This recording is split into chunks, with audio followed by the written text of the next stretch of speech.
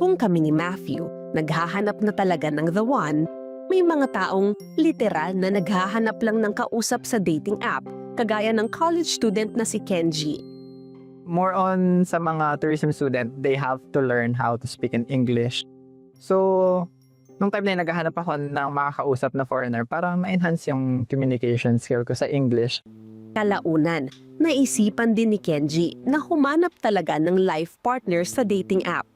At first, naghahanap ng kausap and then realize na I'm getting old, why I don't have a partner unlike other student na na-experience na nila yung ganitong part ng life nila na nagkakamera ng partner. Siguro po umabot ng thousands na yung mga nakausap ko. Yup. And then some of them leave, some of them nakausap ko ng months, and then wala, hindi rin talaga tumatagal.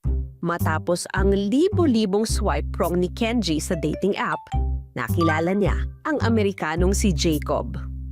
Super pogi niya nung time na yun. So parang sabi ko, okay, let's try communicate with him. Let's see kung katagal until yun. Like, I thought he looked, I was like, am I really pulling someone this good looking? You know? That's what I thought. So I was like, there's no way that he's going to be real.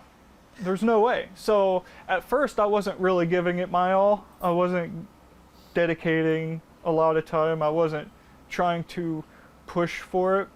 And I think I was talking to like 3 other people too at the time.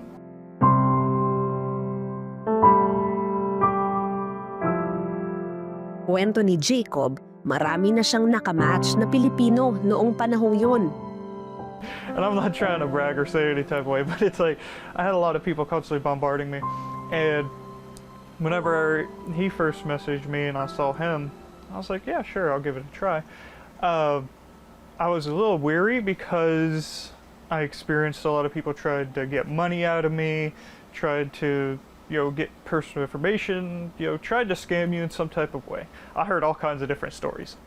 Pero umpisa pa lang, muntik nang mapurnada ang love story nila. Wala na raw kasing paramdam si Jacob. Ghosted na agad si Kenji.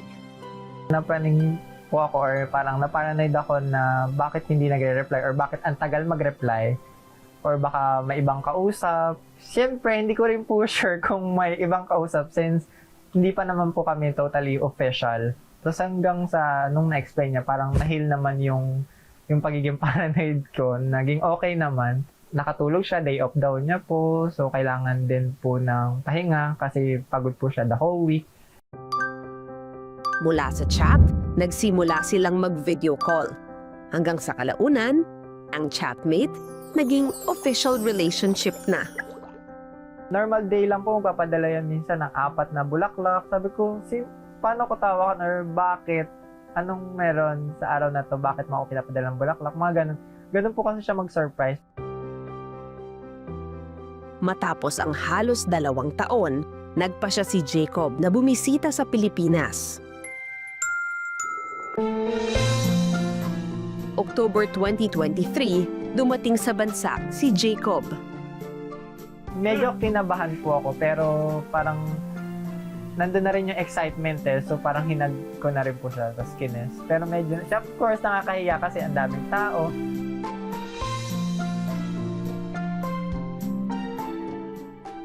Pang-4 na bisita na ito ni Jacob sa Pilipinas. Pero sa tuwing dumadalaw siya kay Kenji, may lagi siyang napapansin. Whenever I first came to the Philippines, I had to get used to people staring a lot of stares. Definitely even now, whenever me and him go out, there was stares. I don't mind it now. Whenever I first came to the Philippines, it was definitely a little bit of something to get used to. People staring or calling you out. Parang sa akin, hindi na siya bago. Parang wake up guys, parang it's 2023 na, so baka gusto nyo baguhin yung tawag. Lagi sinasabi nila na isang Pinay na naman or isang Pinay na naman ang inahon sa kahirapan, which is, I know to myself na yung tao is I've been through a lot and he's been through a lot as well. So parang sa amin, alam namin sa isa't isa na hindi kami into money or hindi namin habol sa isa't isa yung ganun. So we're looking for a real and pure relationship lang talaga. Actually, how he sleeps sometimes scares me. because I get worried that he stops breathing sometimes, so it scares me, it freaks me out. So I whenever I'm laying with him, especially if he falls asleep first or if I wake up a couple times throughout the night.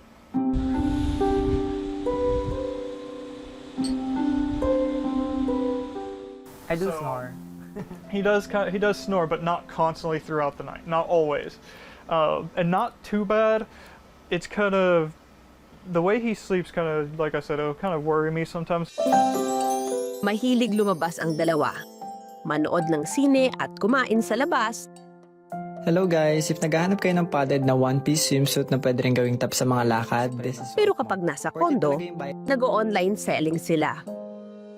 So yung sa online selling po na pinasok namin ngayon, we tried lang po na mag-affiliate sa isang app.